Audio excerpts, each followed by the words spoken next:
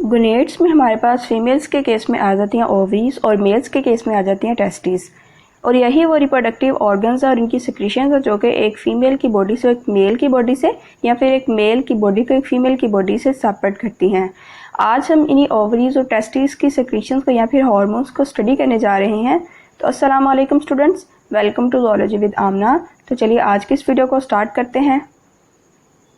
सबसे फर्स्ट पे अगर ओवरीज को देखें तो ओवरीज हमारे पास मेनली 2 हार्मोन्स प्रोड्यूस करती हैं, एस्ट्रोजन और दूसरा हमारे पास है प्रोजेस्टेरोन।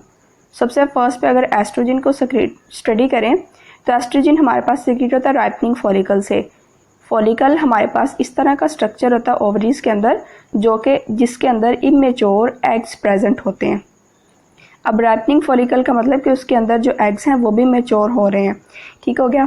तो राइपनिंग फॉलिकल्स जो है ये सिक्रेट करेंगे एस्ट्रोजन और ऑफ कोर्स फॉलिकल्स की जो डेवलपमेंट है वो स्टार्ट होती है फॉलिकल स्टिमुलेटिंग हार्मोन से, यानी एफएसएच जो है ये इनिशिएट करता है फॉलिकल्स की डेवलपमेंट को और FSH of course pituitary gland से सिक्रेट होता है। अब एस्ट्रोजन के काम क्या है, यानी इसके फंक्शंस कौन कौन से हैं। इसने सेकेंडरी सेक्सुअल कैरेक्टर्स प्रोड्यूस करनी है फीमेल की बॉडी में। अब सेकेंडरी सेक्सुअल कैरेक्टर्स कौन से होते हैं, एक हमारे पास होते हैं प्राइमरी सेक्सुअल कैरेक्टर्स। अब प्राइमरी सेक्सुअल कैरेक्टर्स का मतलब कि जेनिटल्स की ग्रोथ, यानी इस तरह के ऑर्गन्स जो कि सेक्स के लिए या फिर मेटिंग के लिए नेसेसरी हों, उनकी ग्रोथ अगर हो रही है, वो ग्रो कर रहे हैं, तो इसका मतलब है कि एक पर्सन या एक फीमेल के बॉडी में प्राइमरी सेक्सुअल कैरेक्टरिस्टिक्स जो हैं वो प्रेजेंट हैं। सेकेंडरी सेक्सुअल कैरेक्टरिस्टिक्स हमारे पास वो होती हैं जो कि मेट को अट्रैक्ट करने का काम करती है, जैसे कि फीमेल के केस में हो गया ब्रेस्ट की ग्रोथ हो गया, ठीक हो गया, या फिर आवाज़ का जो है वो हल्का होना हो गया। ये हमारे पास होगी फीमेल की बॉडी के अंदर सेकेंडरी सेक्सुअल कैरेक्टर्स जो कि दूसरे मेट को अट्रैक्ट करने का काम करती हैं।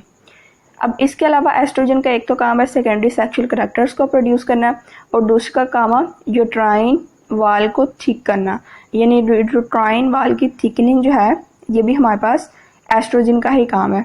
और एक पॉइंट में यानी कि एस्ट्रोस और मेस्ट्रो साइकिल के दौरान एक पॉइंट में ये क्या करता है कि पॉजिटिव फीडबैक एक्सर्ट करता है, जिससे एलएच या फिर ल्यूटेनाइजिंग हार्मोन की जो आउटपुट है उसका लेवल जो है वो इंक्रीज हो जाता है।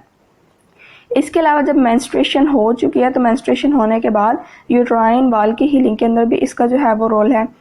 अब इसके ही इन्फ्लुएंस के अंडर क्या होता है कि यूट्राइन वाल या फिर जो यूट्रस की वाल के कुछ सेल्स हैं वो ग्लैंडुलर बन जाते हैं और वो प्रोटीनेशियस सेक्रीशन जो है वो प्रोड्यूस करना स्टार्ट कर देते हैं। अब यही वो प्रोटीनेशियस सेक्रीशन है जिनको एम्ब्रियो जो है वो अपनी अर्ली स्टेजेस ऑफ डेवलपमेंट में जो है वो पिक करेगा, यानी इन्हीं पे वो नरिश होगा। अगर सेक्स हार्मोन्स की डेफिशिएंसी है, चाहे वो किसी भी वजह से है, तो वो अडल्ट में जो है वो स्टेरिलिटी कॉज कर सकती है। स्टेरिलिटी मतलब कि जो एबिलिटी होती है चाइल्ड प्रोड्यूस करने की एबिलिटी वो चली जाएगी अगर तो सेक्स हार्मोन्स की कमी है, या फिर अगर एक पर्सन जो है या फीमेल जो है अभी वो यंग है, अभी वो रिप्रोडक्टिव एज तक पहुंची नहीं है, तो हो सकता है कि वो मैच्योर ही ना हो सके सेक्सुअली। दूसरा हमारे पास ओवरी का हार्मोन है प्रोजेस्टेरोन। अब प्रोजेस्टेरोन प्रोड्यूस होता है रप्चर्ड फॉलिकल से, यानी एक फॉलिकल जो है वो बिल्कुल राइप होके बाद में उसमें से जो मैच्योर एग था वो रिलीज हो चुका है और रप्चर हो चुका है। और यहाँ पे इंटरेस्टिंग बात ये सारे के सारे फॉलिकल भाई रप्चर नहीं होता। अगर सारे फॉलिकल जो है वो रप्चर होने लग पड़े, सारे ही मैच्योर हो जाएं, तो भाई फिर तो बहुत ज़्यादा एग्स प्रोड्यूस हो जाए फीमेल की बॉडी में, सिर्फ एक ने रप्चर करना होता है। अब एक रप्चर्ड फॉलिकल जो है ये प्रोजेस्टेरोन प्रोड्यूस करेगा। और इसके अलावा अब ये जो फॉलिकल है ये रप्चर कैसे हुआ, ये एलएच यानी ल्यूटेनाइजिंग हार्मोन की सिक्रीशन से हुआ जो कि पिट्यूटरी ग्लैंड से सिक्रीट होता है। अब प्रोजेस्टेरोन का पर्पस क्या है, इसका काम है कि इसने मज़ीद फॉलिकल्स को जो है वो राइप करने से रोकना है। और ऑफ कोर्स जब एक जो है वो फॉलिकल रप्चर हो गया राइप होके, तो बाद में मज़ीद राइप ना हो सके, यही आगे प्रोजेस्टेरोन का काम है। तो जैसे प्रोजेस्टेरोन रिलीज़ होगा, इसका पर्पस होगा कि कोई और फॉलिकल जो है वो राइप ना कर सके। और इसके अलावा एफएसएच फॉलिकल स्टिमुलेटिंग हार्मोन जो कि पिट्यूटरी से आ रहा है, इसकी सिक्रीशंस को भी ये इनहिबिट कर देगा। इसके अलावा प्रोजेस्टेरोन का काम है यूट्राइन वाल की थिकनिंग और वास्कुलराइजेशन। जैसे कि थिकनिंग ये वाला काम तो हमने एस्ट्रोजन में भी पढ़ा है कि एस्ट्रोजन का भी काम होता है यूट्राइन वाल को जो है वो थिक करना। वास्कुलराइजेशन का मतलब कि यूट्राइन वाल के अंदर जो है वो ब्लड वेसल्स को जो है वो ज़्यादा डीपली ग्रो करवा देना है, यानी ब्लड वेसल्स की काफ़ी ज़्यादा ग्रोथ हो जाएगी यूट्राइन वाल को, ताकि यूट्रस को जो है वो बेहतर तरीके से ऑक्सीजन और बाकी जो फूड वगैरह है वो मिल सके, और बाकी फीमेल के बॉडी के एरियाज को प्रिपेयर करेगा ताकि प्रेगनेंसी को मेंटेन रखा जा सके। इसके अलावा ये ओव्यूलेशन को भी सप्रेस करता है। ओव्यूलेशन को सप्रेस करता है इसी वजह से जो बर्थ कंट्रोल पिल्स हैं, यानी कि बर्थ कंट्रोल करने वाली जो मेडिसिन है उसके अंदर इस हार्मोन को यूज़ किया जाता है। नेक्स्ट हमारे पास है मेल के सेक्स ऑर्गन्स, टेस्टिस या फिर गोनेड्स जो मेल्स के हैं। अब टेस्टिस क्या है कि टेस्टिस हमारे पास काफ़ी सारी कॉइल्ड सेमीनेफ्रस ट्यूब्यूल्स पे कंसिस्ट होते हैं। अब ये वाली ट्यूब्यूल्स किस तरह की होती हैं भाई, ये जब हम टेस्टिस के स्ट्रक्चर को डीपली स्टडी करेंगे वहाँ पे हम देखेंगे। और यहाँ पे क्या होता है कि स्पर्मेटोजोआ डेवलप करते हैं। स्पर्मेटोजोआ हमारे पास इमेच्योर स्पर्म्स ही हैं, और इन्हीं ट्यूब्यूल्स के दरमियान कुछ इंटरस्टिशियल सेल्स होते हैं जो कि आगे हमारे पास ग्लैंड्स का काम करते हैं, जो कि टेस्टोस्टेरोन और 17 बीटा हाइड्रोक्सी टेस्टोस्टेरोन जो है वो प्रोड्यूस करते हैं। अब जैसे एक फीटस की डेवलपमेंट यानी फीमेल की बॉडी में यानी वोम के अंदर जो फीटस की डेवलपमेंट इनिशिएट हो जाती है, तो क्या होता है कि सेक्स हार्मोन जो है वो फीटस के अंदर इनको प्रोड्यूस होना स्टार्ट हो जाते हैं, यानी सेक्स हार्मोन जो है वो प्रोड्यूस होना स्टार्ट हो जाते हैं।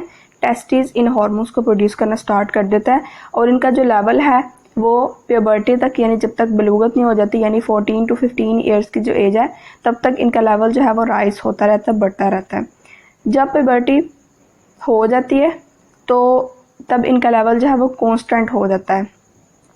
अब फीटस के अंदर इनका क्या पर्पज़ है, फीटस के अंदर इन हार्मोन्स का काम है कि सेक्स हार्मोन्स को ठीक से डेवलप करवाना, और जब प्यूबर्टी हो जाए तो प्यूबर्टी पे इसका काम है सेकेंडरी सेक्सुअल करैक्टरिस्टिक्स प्रोड्यूस करना मेल्स के अंदर, जैसे कि बियर्ड की ग्रोथ हो गया, आवाज़ का बारीपन हो गया, और इसके अलावा सेक्स ड्राइव को प्रमोट करना। अब सेक्स ड्राइव क्या है, सेक्स ड्राइव का मतलब कि एक मेल के अंदर कितनी डिज़ायर है या उसकी सेक्सुअल नीड्स कितनी है, तो उसकी सेक्सुअल नीड्स को प्रमोट करना, इन्हेंस करना, ये भी हमारे पास इस हार्मोन यानी ये जो हार्मोन हम स्टडी करें टेस्टोस्टेरोन हार्मोन का काम है, जो कि टेस्टिस प्रोड्यूस कर रहे हैं। अब एक जो कैस्ट्रेटेड मेल है, कैस्ट्रेटेड मेल इस तरह का मेल जिसके टेस्टिकल्स को रिमूव कर दिया गया है सर्जिकली, तो जब टेस्टिस ही नहीं रहेंगे तो इसका मतलब है कि कोई भी टेस्टोस्टेरोन हार्मोन प्रोड्यूस नहीं हो सकेगा। तो कैस्ट्रेटेड मेल में क्या होता है कि एक तो वो सेक्सुअली भी डेवलप नहीं कर पाता, और दूसरा इसकी बॉडी हमें एक इमेच्योर फीमेल की जो है वो लुक दे रही होती है, यानी इमेच्योर फीमेल की तरह उसकी बॉडी हमें नज़र आती है। तो स्टूडेंट ये थी आज की वीडियो। अगर आपका इसमें से कोई क्वेश्चन है, कन्फ्यूजन है, तो आप मुझे कमेंट के अंदर पूछ सकते हैं। अगर आपको वीडियो अच्छी लगे तो मज़ीद इन्फॉर्मेटिव वीडियोज़ के लिए चैनल को सब्सक्राइब करें। नेक्स्ट वीडियो तक के लिए अल्लाह हाफिज़।